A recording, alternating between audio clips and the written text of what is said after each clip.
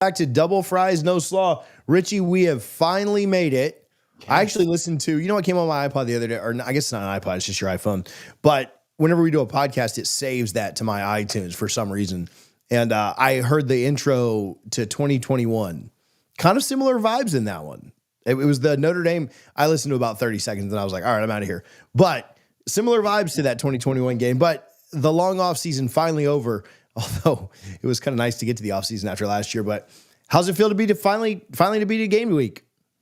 Yeah, we had some college football this weekend, which was nice. And now it is officially game week and rivalry week in the Barnes household. Obviously, Lindsay's a huge Bama fan, and me being a Florida State fan, I'm not feeling overly optimistic, but I feel like every day that inches forward, I'm trying to convince myself, I think we can win this game.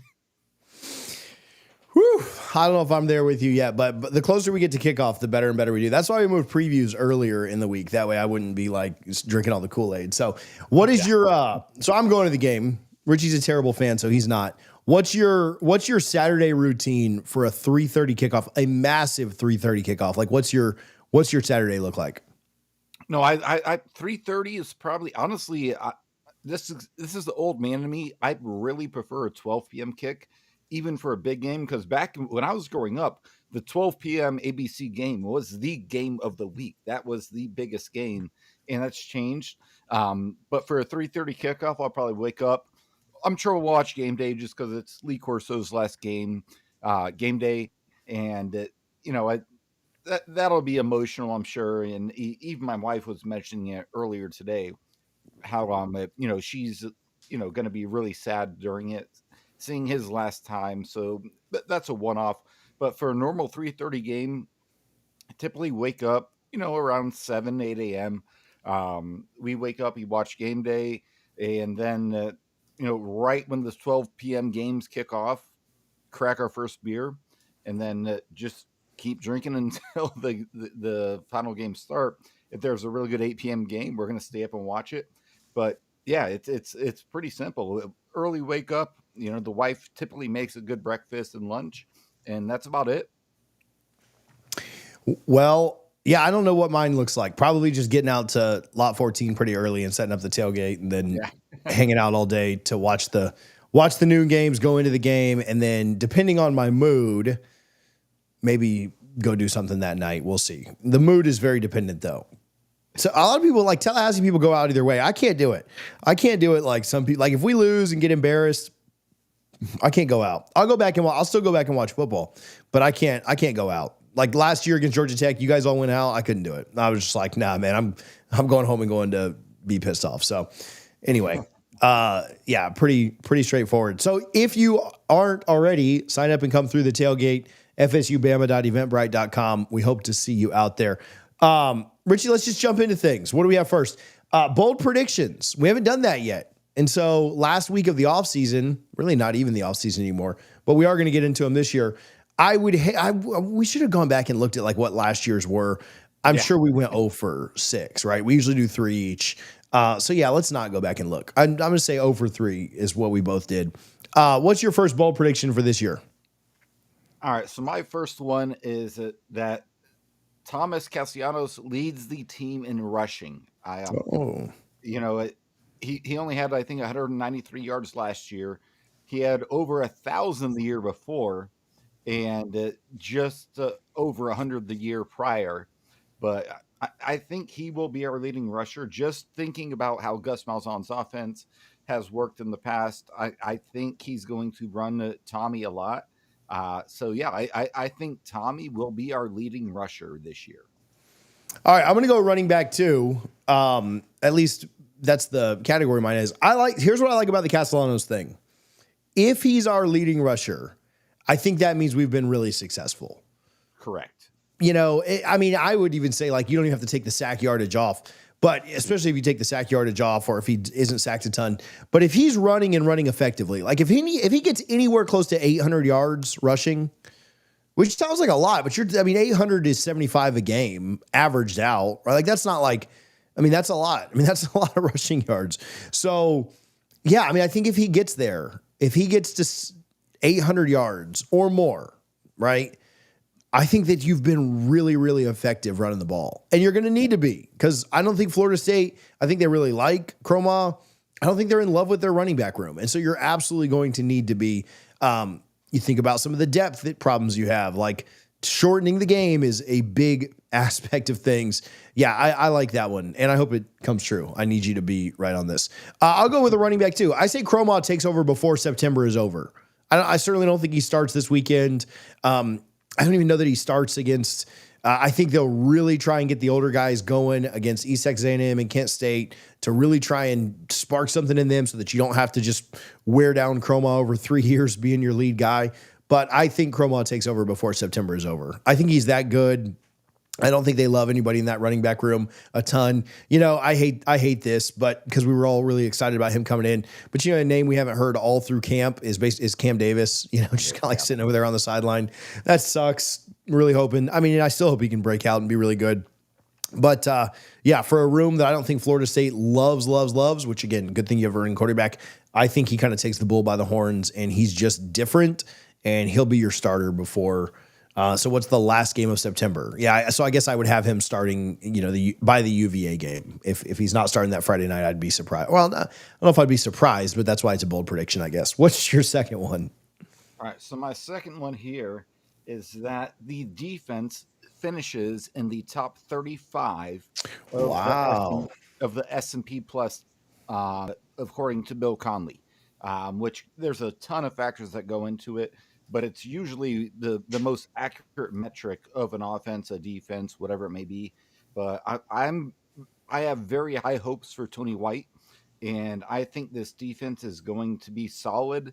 Not elite, but solid. And I think a top 35 is definitely, you know, again, we're doing bold predictions, right? So a conservative would be top 55, top 50, but I'm going to say top 35. That is bold. That is bold, I think. But that's not terrible. Yeah, I mean, yeah, that's pretty good. I mean, I can see that. Bold would have been top 25, I feel like. You want to up it a little bit? You want to go crazy? It's a top 35. Yeah. It's bold, but we're not trying to go crazy here. We're still a little bit humbled, I guess. I'll stay with you on defense. FSU triples their takeaways this year. Do you know what the number was, Richie? Don't look it up. Do you know what the number of takeaways was last year? Wasn't it like 7? The six is what Stats and Info has here. So maybe it was 7, but so I'm going 8. So based on, sportsreference.com, I'm saying they tripled that number. 4 interceptions, 2 fumbles recovered. So I thought it was 7 too, but when I look at the stat, I mean, the stats are right there. So I'll say they triple it. I'll say they get to 18. 18's pretty good. That's bold. That's bold. That is bold, but you've got a lot of games that I think. Now, I will say, you're playing a quarterback that's making his first real start in Simpson. Yeah. You're playing East Texas A&M and Kent State. You could certainly ratchet up the pressure to up those numbers. I don't know if you stayed up late to watch Stanford last night. You could certainly ratchet it up against them. You play Wake Forest. You play Virginia and Virginia Tech and NC State, who turned the ball over. You're playing Carson Beck, who I'm not predicting you win that game. He was a turnover machine last year, and I don't have a ton of confidence in Miami's wide receivers. And then who knows what happens with Lagway. Lagway had 12 touchdowns, 9 interceptions last year. Like, he turned the ball over plenty too. He only started and finished, I think it was 6 games and had 9 picks in that, right? So if he starts and finishes 12 games, is he going to double that? Is he going to be up around 15 or 18 picks? So I think you've got a real good chance to do that. And being more aggressive on defense, I don't know. I'm starting to sell myself into thinking that can happen. It is bold. If Florida State finished anywhere from 14 to 16, I'd be happy. But I'm going to go with tripling it and getting up to 18. Tripling just sounds better than 2.5 in it. Yeah. No, they're going to 2.5 in it. I could see that happening because, again, turnover, a lot of it is luck. And Florida State just had horrible luck when it came to turnovers last year, whether it be recovering fumbles, dropping potential interceptions, whatever it may be. But I do think they will have a much better year this year. And again, I'm putting a lot of faith into Tony White, maybe unfounded. And I understand if people, disagree with me on that. But that's kind of where I'm at right now. I really do think this defense again, I just said I project us to have a top 35 defense in the SP plus, and getting 18 turnovers or more would certainly help with that. All right, I'm going to be pissed if you take my last one. It's a really specific one, so I don't think you are, but I will be really pissed. We should have shared these beforehand. What's your third one? So I have four, but I'll read my third one that I have noted here. And I think Florida State either beat, and I know we did our wins and losses last week, and so I'm going to contradict myself a little bit, but we will beat either Alabama, Clemson, or Miami. I think one of those games is going to go our way. Maybe that's just wishful hoping, but I think it's a fairly bold prediction because Florida State will probably be 10 plus point underdogs in all three of those games. I don't know if we're 10 plus in. I think what happens in the Bama game will matter against Miami. I could see Miami being just a touchdown spread, but yeah, certainly still close to it. All right. You didn't take mine, so very good. I only did three, so you get a fourth one. The Clemson matchup is a ranked matchup. It's ranked versus ranked. I could see that if Florida State, again, if to your point, if they play well against Alabama, God forbid they beat Alabama, they're going to be ranked. If they beat Alabama, they'll be ranked that week. Yeah. Immediately. Yeah. And then you have two cupcakes right after that. And then Clemson is fairly early in the season. No, November. It's late. November. But you play all your tough games in November, right? You're going to beat East Texas A&M. You're going to beat Kent State. Clemson, yeah. You should beat Virginia. You should beat Stanford. You should beat Wake. You really should beat Pittsburgh at home. So say you lose to Bama and Miami, as long as you don't get blown out in those and you take care of business everywhere else, you're talking 1, 2, 3, 4, 5, 6, 6-2. If you're 6-2 and you didn't get blown out against Bama and Miami, I think God forbid you upset one of those teams, right? Like who'd have thunk? But like if you're 7-1, you'd be ranked. I mean, shoot, you'd probably be close to the top 10 at that point. But if you're 6-2 going to Clemson in the middle of November, I think it's a ranked on ranked matchup, which, stranger things have happened. But yeah, there's my third one. Yeah. And then my, I guess we'll call it honorable mention. I think Chroma gets 10 plus touchdowns this year. To include rushing and receiving, I doubt he'll do a whole lot out of the backfield from a receiving standpoint, but I think he gets 10 plus touchdowns. You touched on it earlier.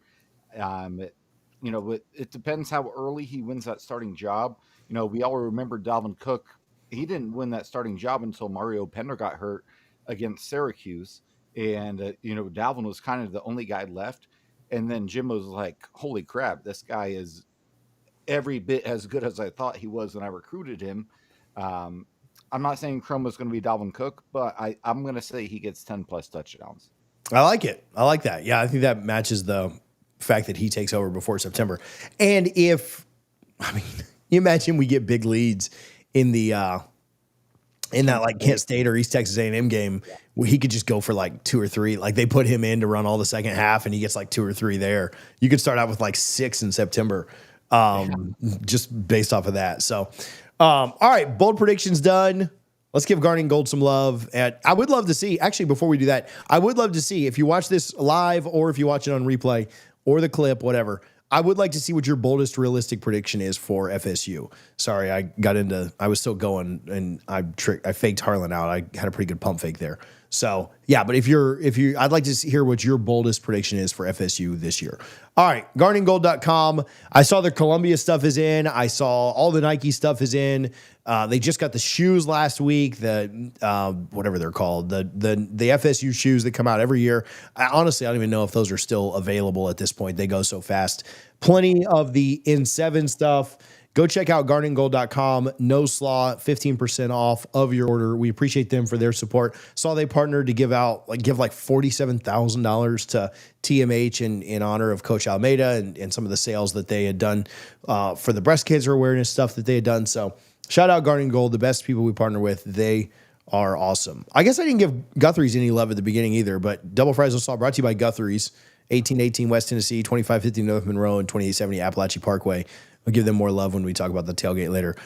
Shout out my guy Hunter for the love to get us started here today. Harlan, we haven't played a super chat sound in a long time. Can you cue one up? You a recruit and you ain't going to Florida State. What you doing? But I love Jalen. I also love just thinking about that clip every time somebody does something well defensively in the backfield. So Hunter, appreciate the love. We'll see you on Saturday.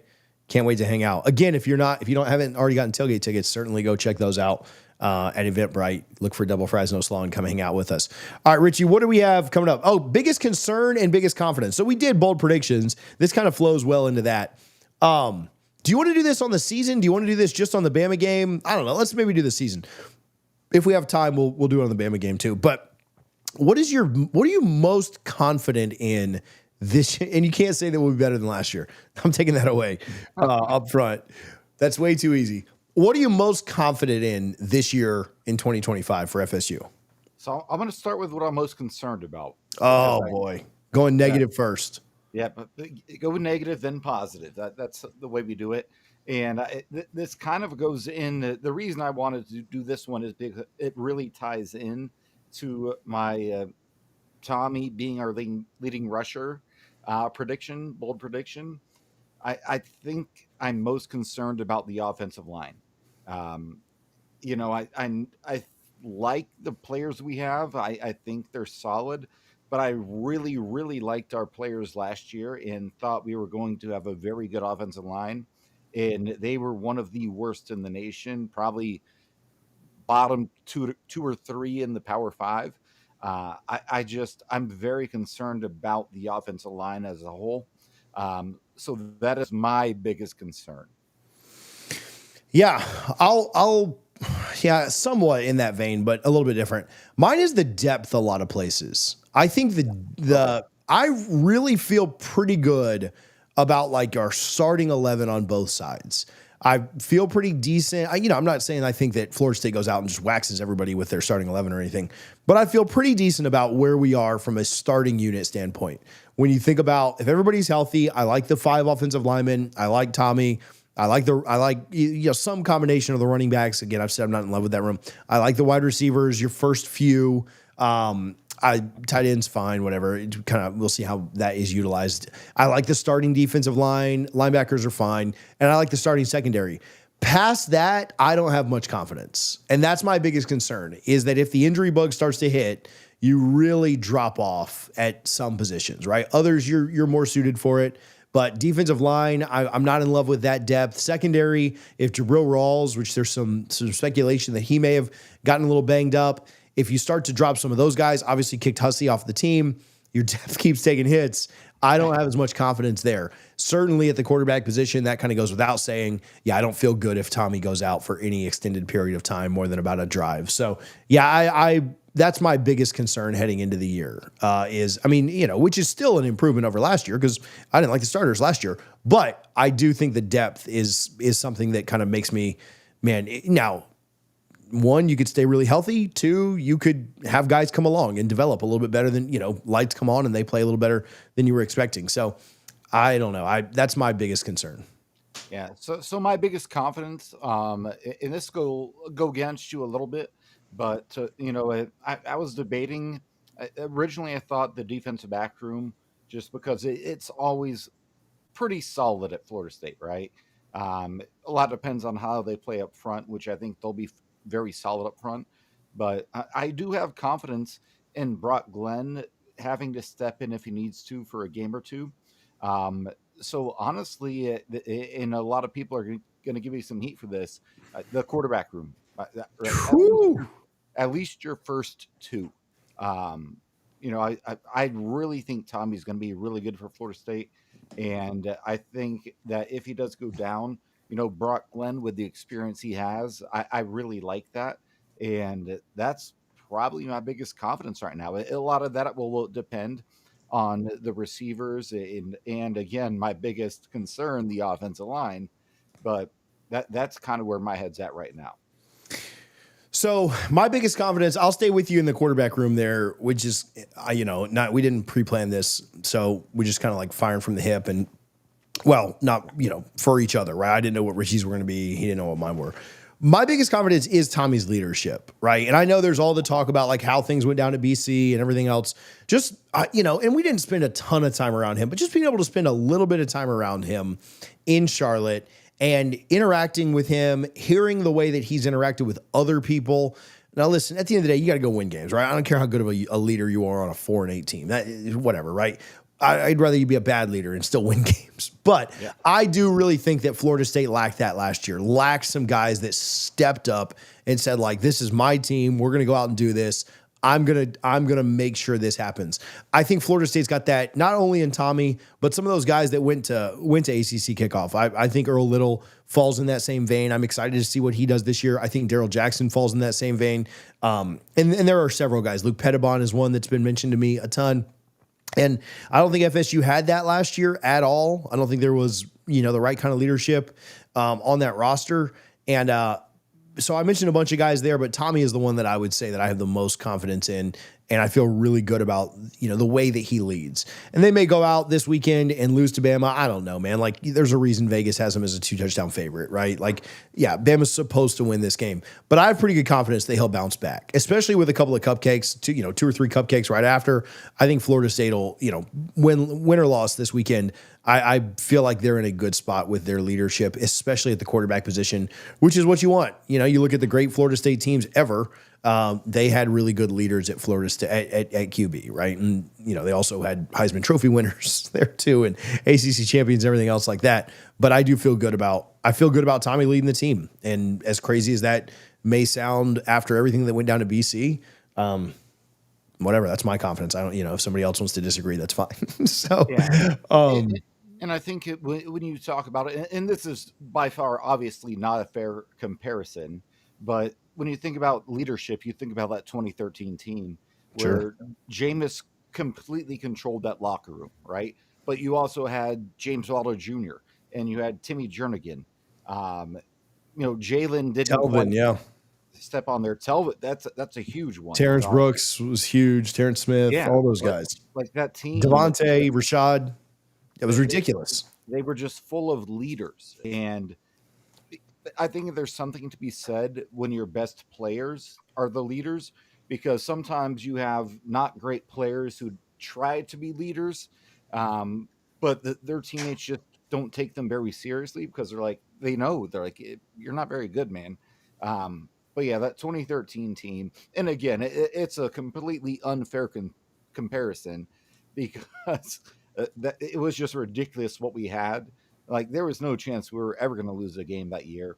But I do love Tommy's confidence in his ability, in his teammates, and how he even has mentioned he wants to build up his teammates to say, listen, you guys are not a 2-win team. Like, stop that. We're going out, and Tommy probably thinks they're winning 10, 11 games.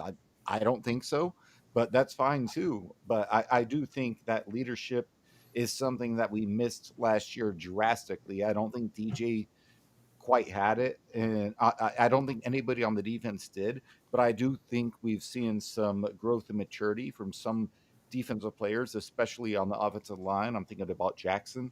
So those are the things that, give me confidence heading into this year to at least make a bowl game. That's a really crappy thing to say as a Florida State fan. Hopefully we make a bowl, but I think the leadership we have will get us there. Dude, I've got one that's kind of negative. Do you want to hear it?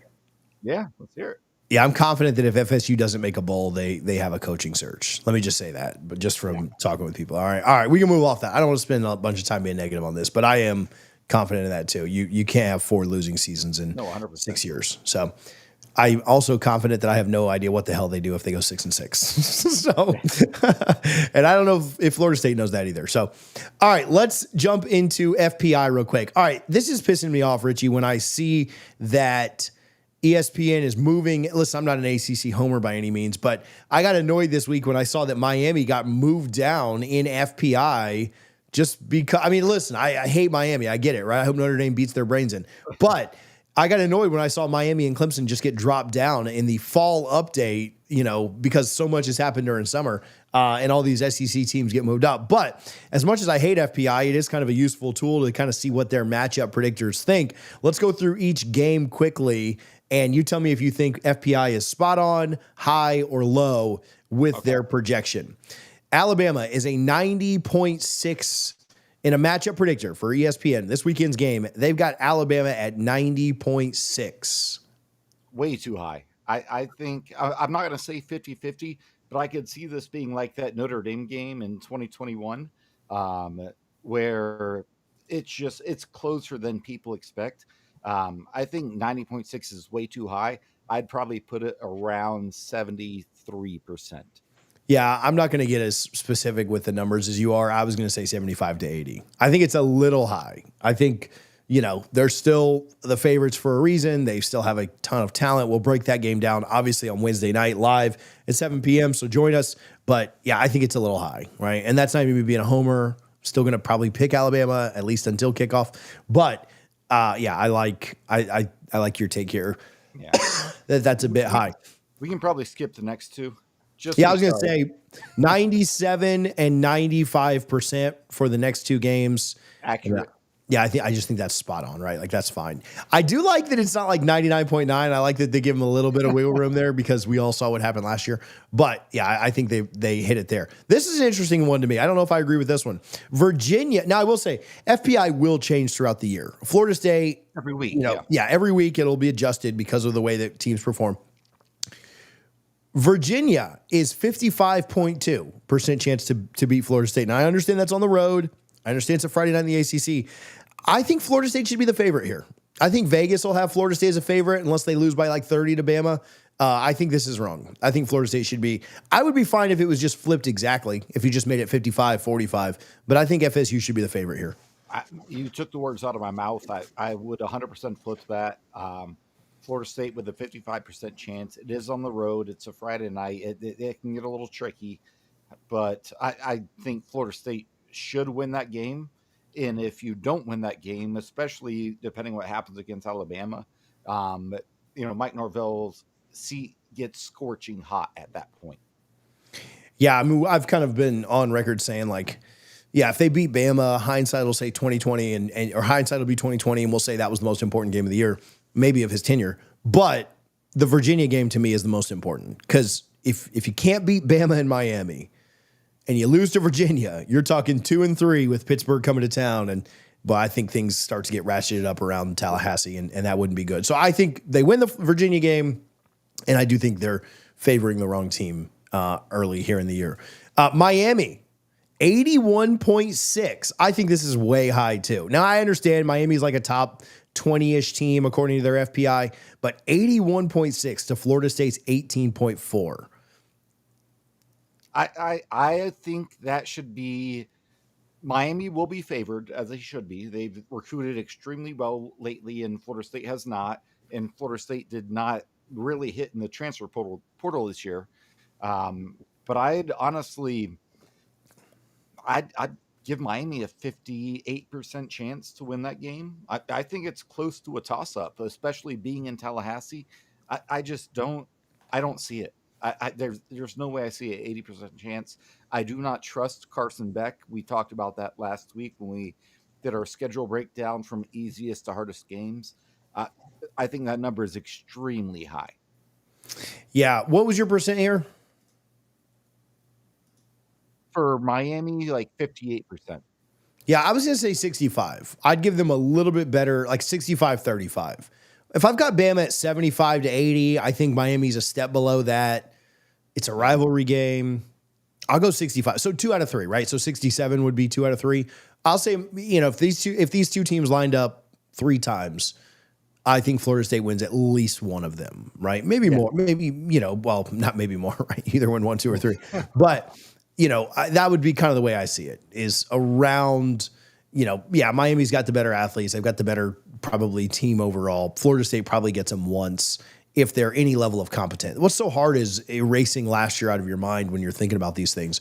But, I think situation, if you start strong and Doak will be electric that night because assuming it's a night game, even if it kicks off at 3:30, that it'll go into a night game. Yeah, I think Florida State has a better chance than most people think right now, and that's not me being a homer.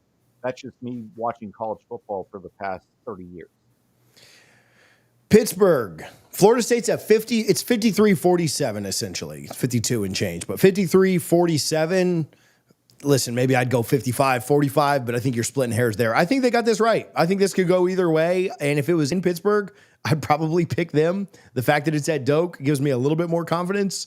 But I think ESPN kind of nailed this one. I think it's close to spot on. I'd say 50-50. Honestly, I think that this is one that I actually really agree with. It's gonna be a tough game, especially if you get out to a sluggish start. That could be a problem, but I definitely think this could be a game that could go either way. Literally, one turnover, one blocked kick, one blocked punt could change everything. So I think they're basically spot on, in my opinion.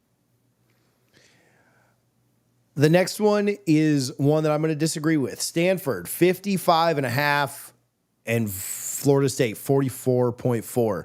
I don't know if this has been adjusted based on last night yet. Stanford losing to Hawaii. I think Stanford's an absolute dumpster fire. I think they're the worst team in the ACC, them or Wake Forest. And so I know it's on the road. I know the West Coast thing has to happen. I can't, in my mind, see Florida State losing this game. I think this should be like 60-40 FSU at worst. And that's probably being a little conservative.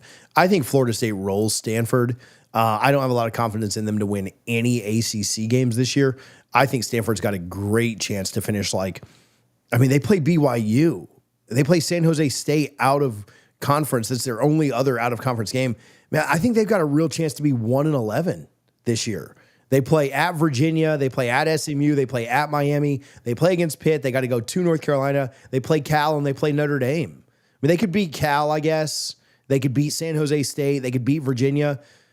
I don't think they beat BYU. I don't think they beat BC. So I don't know, man. I'm low on Stanford this year. I think this one's off. Give me Florida State. I think they're way off here. What was the percentage for Stanford? 54 and change. That is 55 and change, yeah. That is absolutely ridiculous. We did our rankings last week from easiest to hardest, and I think Stanford was my third easiest outside of East Texas A&M and Kent State. I know it's a 5-hour flight. I know what if you're a big bettor on the NFL, you always bet on the East Coast team and they're hosting a West Coast team or vice versa. Stanford does not impress me at all. I think Florida State should be at literally 75% to win that game. Yeah, don't like that one. Here's one that I think is fine. 75. I mean, maybe it's a little low, but I'm not going to split hairs on this one, especially coming off of last year. And considering how late in the year this is. Wake Forest coming to town, 76-24, Florida State. I think that's fine. Could Wake trip you up 1 out of 4 times? I mean, maybe this should be closer to 80. But again, I'm not, they're at 76. I'm not going to split hairs over 4%. I don't know that I'd go too much higher than 80. I did see that kid that was going to transfer to Florida and changed his mind, got their starting quarterback job. But yeah, 75, 76%. I'm fine with that. Yeah, I think that's fair. It still is an ACC game.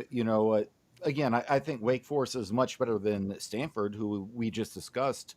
But I think that is a fair, predictive model, so to speak. So I can't get upset about it, and I'm not going to argue that they should be 2 or 3 percentage points higher or lower either way. It doesn't make sense to me to get upset about that. I think Wake Forest, they're a fine program, but it's a game that, again, we talked about this. Florida State, and especially Mike Norvell, cannot afford to lose.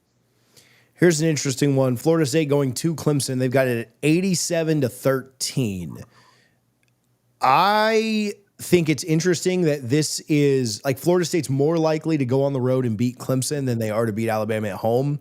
Per ESPN, I think some of that feeds into the SEC bias. Like I was telling you, the SEC teams all rose and the ACC teams all fell in their in their FPI, which again, just strategic by ESPN to do that. So for rankings at the end of the year, but yeah, I think that's fine. If Florida State played Clemson 10 times, am I confident that they would win 2 of those? I mean, not right now. I think Clemson's a national championship caliber team. Will they do that? Will they cash in?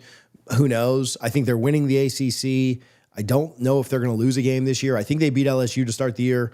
I don't know, 13%. You know, you want to argue a couple of percentage points one way or the other. I don't think this is some kind of glaring miss. I think that's fine. Yeah, I think, playing a team that I think will certainly make the college football playoff. I've been to games in Death Valley before. Outside of 2013, I've not had a lot of fun at those games. And that crowd, while they are the most hospitable bunch you will ever find, just walking to the stadium, everyone will offer you either food or a drink or whatever it may be. But when toe hits leather, they turn into a different animal. I definitely think that that's a game Florida State is going to lose. So with the 87%, honestly, and this might upset some of the listeners and viewers, 95% would not bother me. I just think that's the difference between the two teams right now. Florida State, Virginia Tech. How about this one? Virginia Tech, 69, Florida State, 31. This game in Tallahassee at Doak Campbell Stadium. I think this one's way off. Now, I will tell you, I don't have Florida State as a guaranteed winner in this. To me, it's because Drone scares me as a running quarterback. But I'd say this is closer to 50-50 to me. I think this one's pretty far off. I think by the time this game comes around, it will be much closer. But 70 to 30, 69-31, this feels way off to me. Insanity. I'd put Florida State at probably 65. I know you said 50-50. No, Florida State, if they lose that game, it wouldn't shock anybody, right? Because when you play a conference team, things can happen, like even if it were Duke or whoever it may be. But no, I'd put Florida State at 70% at this game. I think they're way, way off on this one. Brent Pry solidly on the hot seat, and they've got a 70% chance to come in and win in Doak is wild. Here's one that I don't think is too far off, 62-38 in favor of NC State. Now, I will tell you, if this was in Tallahassee, I'd like this to be really close to a coin flip. But on the road at NC State, basically 60-40, again, 62-38. I think that's pretty fair. 60-40 sounds about right to me for the NC State game. Yeah, I have no qualms with that. We did our discussion last week, and I picked NC State to win that game, and I think they will. Again, that could change as we get later into the season, but I have NC State winning that game, and I have very, very low confidence in Florida State going into Raleigh and beating NC State this year. Now, I want to back up a little bit and remind you that the Clemson one was 87-13, right? 87-13. The Florida game is 88-12. You want to know why? Because ESPN jumped Florida up in their FPI over Clemson, despite Clemson kind of being a national championship caliber team with who I think is quarterback one manning the ship. Listen, I'm not predicting that Florida State goes into the swamp and wins. I think 88-11 or 88-12, I guess, is a little ridiculous. I'd probably have this at closer to like 70-30 considering the swamp. So I'd still have Florida solidly winning. But I think 88-12 is a bit rich for the Florida game. Last year Florida won by 20, scoring 17 points off of turnovers.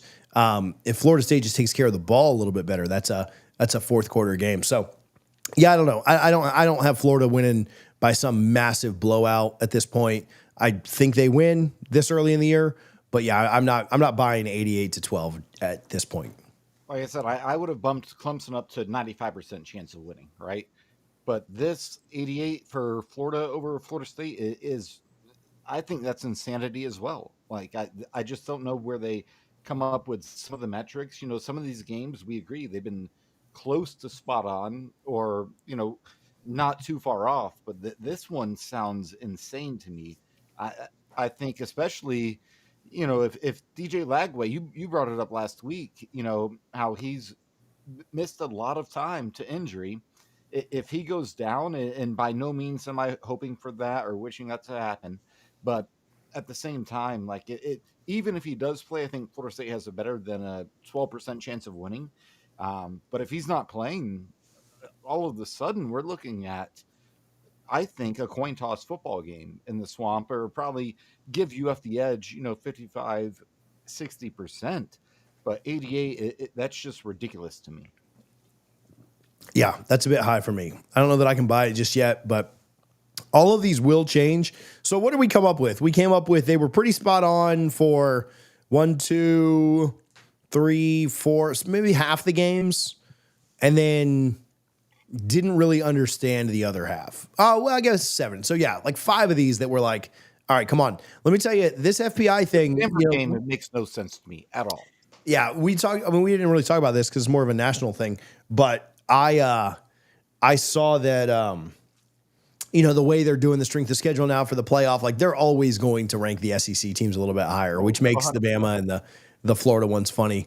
When Clemson is easily, to me, the game that should be a higher percentage because of where it's at. So anyway, all right, 7:45. Let's get out of here.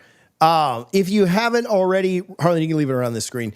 Go check out the tailgate, fsubama.eventbrite.com. We hope to see you out there on Saturday. We will preview the Alabama matchup on Wednesday night at 7 p.m. There's no football on. Football will start again. Man, it was so nice to have football on this weekend.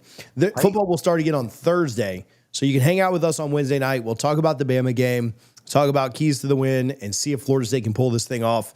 And I'll go live at some other point through this week. I just don't know when. Maybe Tuesday. Kind of a busy week, but we'll see. But Richie, you got any shout outs before we get out of here? Yeah, shout out the Giants quarterback room for eating W's. That was awesome. Dude, I hope Jameis ends up on a team where he actually gets in this year, because he's not going to ahead of Dart, but he is a lot of fun to watch play up there. So yeah, shout out. My kid's birthday is my kid's 7 tomorrow. So, people won't even be able to see this, but yeah, so I'm not even going to show it. But I looked back at a picture from the day she was born. So 7 years ago tomorrow. And all of my, I don't know if you can see this or not, but see how white this is? I looked back at a picture the day she was born, and it was all as dark as the top of my head, like no gray at all. 7 years. And look what she has given me. Like, just all gray. I want to send you a picture when we get off of here. But it's been the best 7 years of my life. Well, I don't have kids, TJ. Yeah, well, yeah, you'd have a lot more gray hair if you did. We can't all stay young like Harlan. But anyway, all right, that's all I got. Thank you guys for hanging out. I see my buddy Dirk in there watching. Dude, the tickets. We actually extended that. We've extended it till I'll go live on Tuesday. Extended, it's still open. You can go to FSU Bama. Sorry. What I'll put in here, it's actually, I don't even have the thing up, but it's t1rx.com/pages/FSU Bama ticks. That has been extended till Tuesday. We actually got a lot of signups over the weekend, and we thought, let's get a few more people. We will announce that. I'll announce that everywhere on Tuesday. Social media, every platform we have. I'll go live and talk about it too. But with all the signups we got over the weekend, we thought, let's get some more people in there and try and give those tickets away. So 2 tickets to the FSU Bama game. Thank you for the reminder. I was supposed to lead the show with that, and I didn't. So shout out to whoever this is that doesn't have the name on here for helping us out. So, all right, that's all I got for the week. Shout out to my kid. Shout out to whatever Richie's shout out was too. I already forgot. Yeah. And we'll be back live at some point this week, and then we'll see you on Wednesday night. Thank you guys for hanging out. Go Noles.